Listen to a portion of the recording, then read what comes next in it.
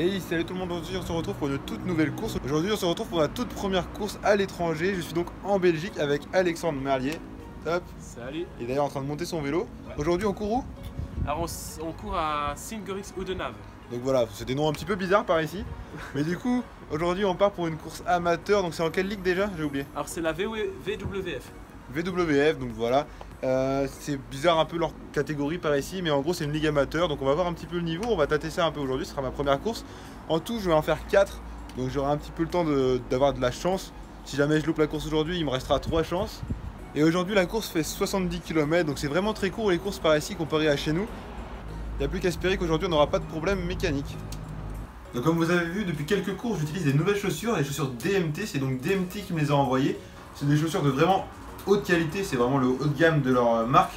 Une gamme un peu plus basse, donc là c'est les KR1, les KR3 vont sortir dans quelques mois. Je vais aussi les recevoir, donc je vous en parlerai aussi un petit peu plus tard. On peut voir que ces chaussures quand même, elles sont vraiment belles, hein, on va pas se le cacher. J'aime beaucoup en tout cas, avec les petites boas ici. Et en fait la particularité de ces chaussures, c'est qu'en fait elles sont en toile, elles sont imprimées en 3D. Et c'est les seules à pouvoir faire ça, DMT. C'est des chaussures qui sont faites en Italie. Et donc l'impression 3D fait qu'elles sont vraiment agréables au toucher. Et ça fait une sorte de chausson. Quand on met le pied dedans, franchement, on a l'impression d'être dans des chaussons. Je sais pas si vous voyez très bien, mais franchement, on est super bien dedans. Et c'est pour ça que j'ai accepté ce partenariat. Tout simplement parce que mes anciennes chaussures, j'étais vraiment pas à l'aise dedans. J'étais tout le temps en train de chercher mon pied dans la chaussure. Jamais vraiment à l'aise. Et depuis ces chaussures-là, je suis quand même vachement plus à l'aise. Et puis j'ai beaucoup de puissance en fait. Je sais pas comment expliquer, mais vraiment une impression de puissance quand on appuie sur les pédales. Je vous l'avais dit dans une des vidéos déjà. Mais du coup, ça fait plusieurs courses que je cours avec. Et franchement, j'ai vu la différence. Et je vous les conseille, si jamais vous êtes intéressé par les chaussures DMT, et en description vous avez une réduction de 15%. Si jamais vous êtes vraiment intéressé par les chaussures, ça peut être vraiment intéressant pour vous d'utiliser le code de réduction. Bon, maintenant c'est parti, on part à la course, il n'y a plus qu'à aller vite fait au magasin parce qu'on n'a rien pour mettre dans nos bidons. Exactement. Donc on va aller acheter ça et puis direction la course, on va essayer de cartonner. On vient de passer les 10 000 abonnés là pour vous dire en direct. Toi, surtout. Enfin, je viens de passer, oui. Donc j'espère pouvoir fêter ça ce soir avec une petite victoire, ça pourrait être cool hein, à vrai dire. Donc on va tout faire pour essayer de faire une bonne place et fêter un petit peu ces 10 000 abonnés comme il se sent. Et tu veux essayer de prononcer le nom de la course? Non, c'est bon. Avec ça on va marcher. Avec ça peut-être un peu moins. Donnez-nous de l'argent, Taser.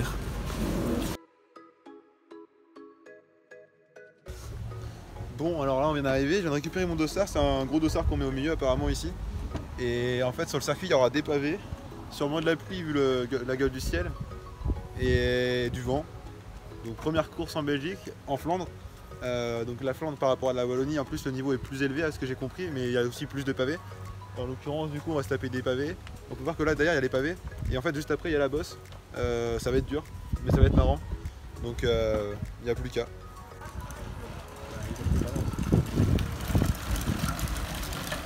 Et ça c'est que la catégorie en dessous. Ouais, c'est les B ça. Donc nous ça sera plus dur encore. Bon Quentin, on a été repéré le tour, tu en penses quoi là après le repérage? Ça va faire mal. Il y a les pavés, il y a 3 bosses.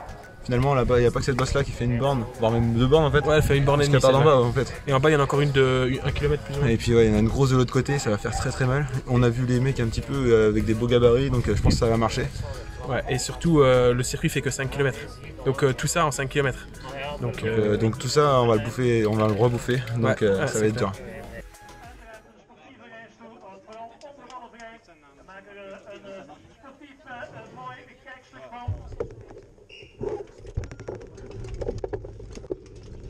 Comme vous pouvez l'entendre, déjà ça commence bien, les gars ils parlent en flamand, donc ça veut dire qu'ils comprennent pas forcément bien le français, ou du moins moi je comprends pas ce que eux ils disent. Et comme vous pouvez voir, on commence directement avec la GoPro à l'arrière, tout simplement parce que ma GoPro avant a totalement pas marché de la course. Je sais pas pourquoi, mais ne vous inquiétez pas, pour les prochaines courses, c'est corrigé, ça a marché, donc y a pas de problème.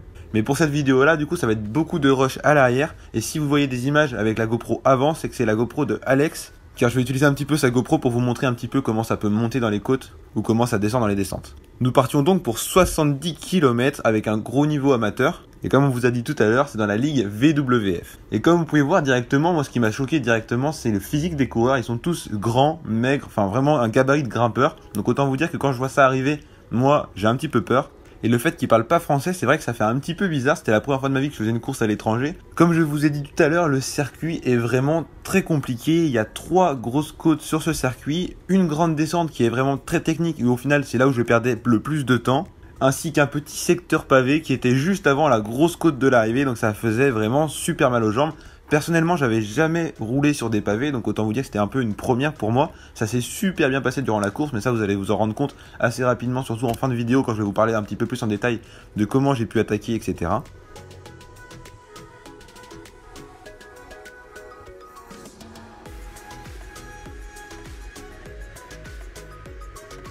Comme vous pouvez voir dans la descente, c'est vraiment très sinueux. On arrive vraiment très vite en bas dans un virage à 90 degrés et autant vous dire que c'est pas très rassurant, surtout quand on voit qu'à la course d'avant ils sont tombés dans ce virage là.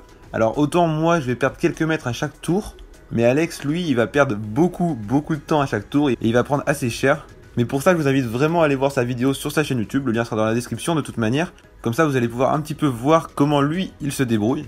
D'ailleurs sur sa chaîne on a fait une petite comparaison de sa descente vs ma descente pour voir un petit peu comment ça se passe, comment sont les différences et voir comment il fait pour perdre du temps. Là comme vous pouvez voir dans le deuxième tour en haut de la bosse je vais accompagner une grosse attaque. Il faut savoir qu'il y a une grosse différence sur les courses en France et en Belgique. Tout simplement parce qu'en France jamais personne n'aurait roulé pour le peloton juste pour rouler pour le peloton. Et là en l'occurrence en Belgique c'est ce qu'ils font tout le temps. C'est à dire que si jamais il y a un gars qui va partir, eh bien tout le monde va se mettre d'accord pour rouler derrière et ramener sur lui. Alors que chez nous ça n'existe pas. Si quelqu'un roule, c'est tout simplement parce qu'il roule pour un gars de son équipe. Mais ici, tout le monde, il n'y avait pas d'équipe en fait. Tout le monde était unitaire et ils roulaient pour personne. En fait, ils roulaient pour eux-mêmes. Et en fait, ils ramènent à chaque fois. Et c'est vraiment ça la différence principale entre les courses en Belgique et les courses en France. Ce qui fait qu'à chaque fois qu'on prenait des échappées, on avait vraiment l'impression de prendre beaucoup d'avance d'un coup. Mais en même temps, vu que ça roulait directement derrière, et bah jamais ça tenait vraiment longtemps. Et là, comme vous pouvez voir, dès que je me fais reprendre, ça rattaque. Mais moi, j'accompagne vraiment tous les coups. Je saute sur tout ce qui bouge. Je veux pas louper l'échappée. Donc au final on aura fait 600 mètres d'échappée sur ce coup là. Mais ne vous inquiétez pas, ça va pas être la seule échappée que je vais réussir à prendre. D'ailleurs je vous invite tout de suite à liker la vidéo, c'est toujours aussi important. Je vous remercie toujours autant de liker en masse comme ça les vidéos, ça aide énormément. Et grâce à vous la chaîne est en train d'exploser dernièrement, il y a plus de 100 abonnés par jour donc je vous remercie entièrement. D'ailleurs vous, dites-moi dans les commentaires si vous êtes plutôt attentiste ou actif dans une course, c'est-à-dire que vous allez beaucoup attaquer ou attendre que l'arrivée arrive. Ça peut être intéressant de voir un petit peu comment vous courez. Comme vous pouvez voir assez rapidement, dans les descentes à chaque fois c'était vraiment très sinueux et on peut voir que derrière il y a une grosse cassure. Donc là on se retrouve dans un petit groupe de 6, il y a vraiment beaucoup d'avance qui s'est créée juste dans la descente. Et c'est pour ça que le placement était vraiment super important parce que quand ça montait il fallait être bien placé pour pas prendre les cassures. Quand ça descendait il fallait être bien placé pour pas prendre les cassures. Donc il fallait vraiment être bien placé toute la course. Là comme vous pouvez voir je vais prendre les pavés en deuxième position. Je suis vraiment super bien placé à ce moment-là de la course au bout de 15 km. Les pavés au final j'ai super bien les prendre durant toute la course. Le seul problème que j'avais c'est que si j'emmenais un petit peu trop gros je déraillais, donc il fallait que je fasse vraiment attention, il fallait que je mine beaucoup dans les secteurs pavés.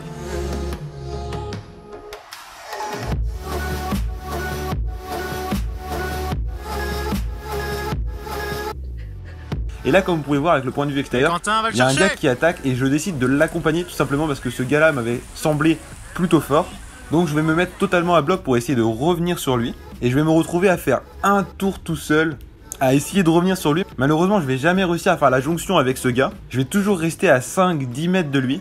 Et pourtant comme vous voyez derrière, j'ai pris beaucoup d'avance sur le peloton. Je pensais vraiment que ça allait être la bonne.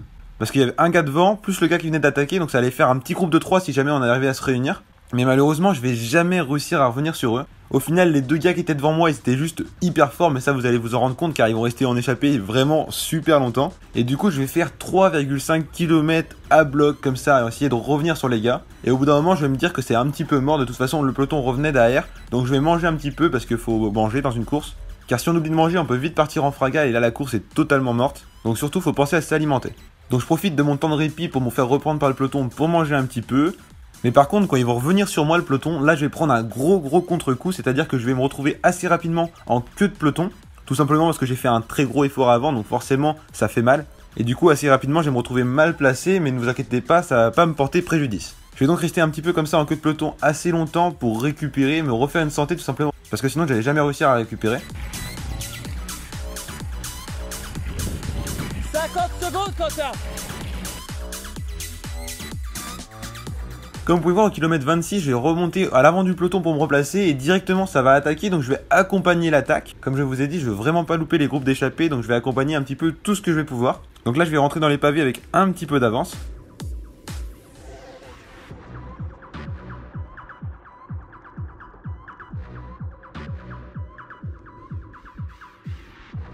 Et dans les pavés je vais faire un gros forcing. Car pendant que j'étais mal, il y a 10 coureurs qui sont partis, il y a donc actuellement 10 coureurs en échappée. Et là, je vais donc décider d'attaquer et de partir en contre. Tout simplement parce que je me sentais plutôt fort. En plus, à cet endroit-là de la course, à chaque fois, ça se regardait énormément.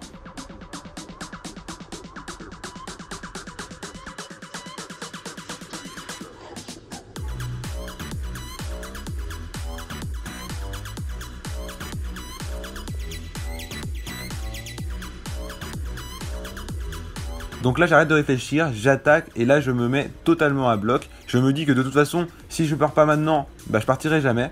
Et là vous allez pouvoir voir que je vais monter cette bosse super dure, vraiment super fort. Malheureusement, comme vous pouvez voir, directement derrière ça réagit. Je vais pas prendre tant d'avance que ça sur le gros peloton. Et on va donc se faire reprendre tout simplement parce que voilà, c'était dur. En haut, il y avait vent de face. Donc autant vous dire que c'était assez compliqué de sortir. Ici, comme vous pouvez voir dans la relance, c'est une deuxième différence entre la France et la Belgique. C'est leurs relances sont vachement plus linéaires, plus molles. Nous, en France, on va avoir tendance à relancer très fort. Alors qu'ici, ils vont relancer doucement mais longtemps. Et du coup, comme vous pouvez voir, à chaque relance, je prends beaucoup d'avance sur mes adversaires. Et du coup, c'est un avantage que je pourrais utiliser sur les autres pour les prochaines courses. Là, comme vous pouvez voir, au kilomètre 42, je suis super bien placé. Je suis genre en deuxième ou troisième position. Je passe les pavés vraiment en force à ce moment-là. Et comme vous pouvez voir, je vais prendre beaucoup d'avance dans les pavés. Et en sortant des pavés, je vais me retourner, je vais me rendre compte qu'il n'y a plus personne. Et je vais me dire que c'est le moment pour y aller. Je vais donc continuer mon effort et je vais partir pour un gros périple. Tout simplement parce qu'il y a toujours les 10 gars en échappée devant et moi je voulais vraiment pas finir hors du top 15. Et donc là je vais partir au pied de la bosse et je vais monter la bosse en force vraiment très vite.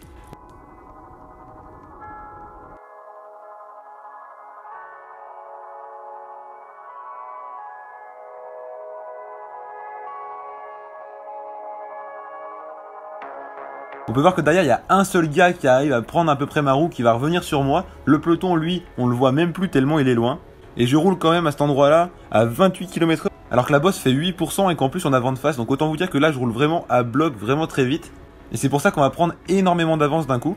Et en fait là on va super bien s'entendre avec mon adversaire. C'est à dire qu'il va prendre les relais dès que je lui demande et moi de même. Ça veut dire qu'en fait je peux vraiment me mettre à bloc. Je sais que si jamais j'ai besoin il prendra le relais. Et c'est grâce à ça aussi que ça a super bien marché et qu'on a tenu super longtemps, vous allez voir ça. Mais dès que je disais hop, il passait le relais. Et il faut savoir qu'ici vu qu'il parle pas français, je savais pas trop comment parler.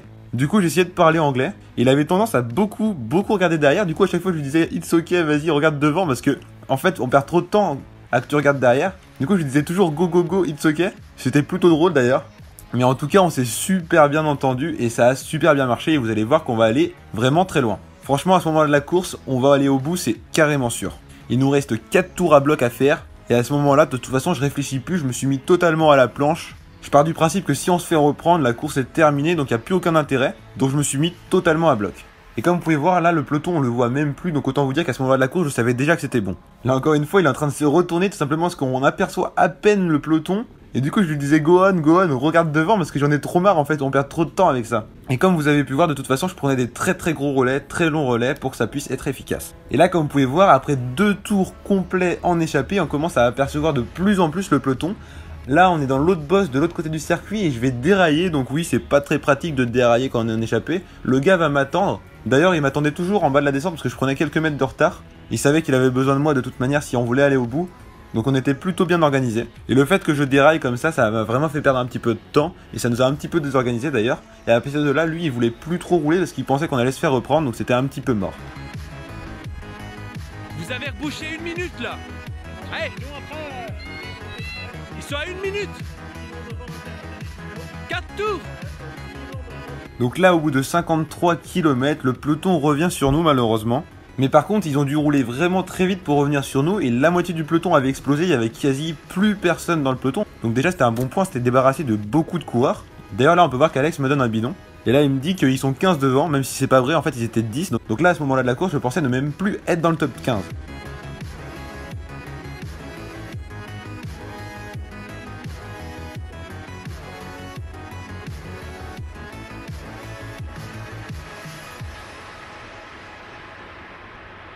Là on peut voir que je me suis mis en dernière position du peloton, on est vraiment en récup. De toute façon notre groupe avait totalement abandonné l'idée de revenir, ils avaient plus de 4 minutes d'avance devant. Donc on peut voir que les gars derrière moi sont en train de discuter. Moi je me suis mis en fin de groupe pour récupérer un maximum.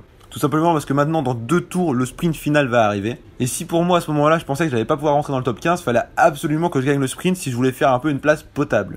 Là on est au kilomètre 67, ça veut dire qu'il reste que 3 km avant l'arrivée, on est dans le dernier tour et autant vous dire qu'à ce moment-là de la course je stresse vraiment beaucoup parce que je sais pas trop comment m'y prendre vis-à-vis du sprint final, je sais pas si les Belges sont des bons sprinteurs. En plus juste avant le sprint il y a les secteurs pavés où j'avais tendance à dérailler.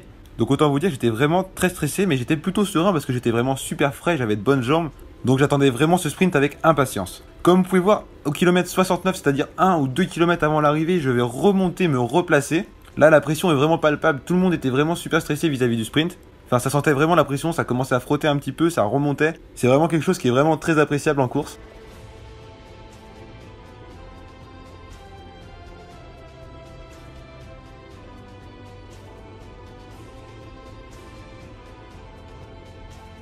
Donc assez rapidement, je me place en 3e position, car je considérais que c'était une bonne place pour pouvoir lancer le sprint, tout simplement parce que la ligne droite de l'arrivée était vraiment très longue après le secteur pavé, et si on lançait le sprint trop tôt, on allait sûrement se faire avaler derrière. Là, comme vous pouvez voir, je vous mets quelques images d'arrivée des autres coureurs, donc là on peut voir que 2 hommes vont arriver tout seuls, c'est le gars que j'ai pas réussi à rattraper dans le 2e tour.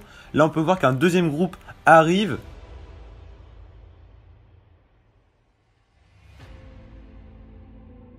Et que malheureusement, nous on va être que le 3e groupe à arriver.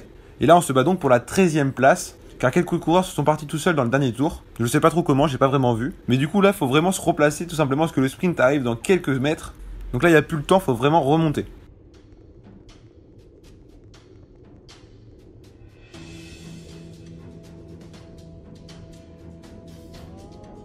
Comme vous pouvez voir là, il va y avoir une petite attaque juste avant le secteur pavé, donc je vais essayer de me replacer directement dans sa roue parce que je voulais pas louper encore une place. Donc là je suis vraiment super bien placé à l'entrée de ce secteur pavé, mais pour pas dérailler je vais remonter les dents pour mouliner un maximum pour pas dérailler. Donc autant vous dire qu'avant un sprint, mouliner beaucoup c'est pas forcément une bonne solution, mais en même temps je préférais ça que dérailler.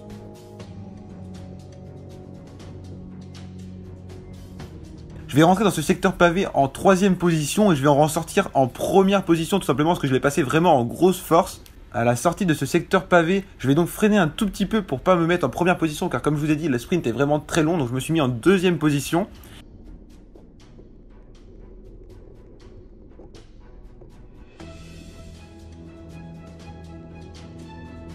Et dès que je vais sentir que le gars qui est devant moi va un petit peu s'affaiblir, je vais lancer mon sprint pour pas perdre de temps. Et comme vous pouvez voir, je vais prendre directement beaucoup d'avance. Je vais lancer le vélo sur la ligne, mais au final, je vais avoir presque 3 vélos d'avance. Et à la fin de la course, en fait, on va voir les résultats, je vais voir combien j'avais fait, et je regarde la feuille, et je suis absolument pas dans la feuille de résultats, sauf que là, il parle pas français, il parle en flamand, du coup, je savais pas trop quoi dire, du coup, je fais « My name is not on the paper », et la dame, elle comprenait pas ce que je disais, parce que soit mon accent anglais est pourri, ce qui est très... Voilà, c'est clair. C'est probable. C'est probable. Mais surtout, elle devait pas parler bien anglais. Et du coup, on a dû se dépatouiller pour essayer de lui faire comprendre que si, moi j'avais fini la course et que j'avais bien fait 13ème. Et au final, il s'était trompé entre un 6 et un 9. Donc on s'en est plutôt bien sorti. Ouais, et nous, on avait déjà sorti la vidéo sur le smartphone et tout pour leur montrer qu'il avait bien fait 13ème. Mais on en a pas eu besoin, heureusement. En tout cas, j'espère que cette vidéo va vous avoir plu. C'est vraiment une vidéo que j'ai pris beaucoup de plaisir à vous faire. Donc n'oubliez pas de liker, c'est toujours aussi important. Dites-moi ce que vous avez pensé de cette course dans les commentaires. En tout cas, là, il reste encore 3 courses en Belgique. J'en ai déjà fait une, je peux vous dire que ça s'est super bien passé, donc ça va être plutôt cool. Et maintenant, je vous laisse avec mon moi du passé, qui va vous débriefer un petit peu la course à chaud. Bon, la course est finie avec Alexandre, voilà. Salut. Donc là, on est en train de rentrer chez nous, on va aller au Quick, c'est ce que j'ai compris. Bon, faut bien récupérer un moment. Donc maintenant, la course s'est plutôt bien passée. La course était très difficile, comme vous l'avez compris avant le départ.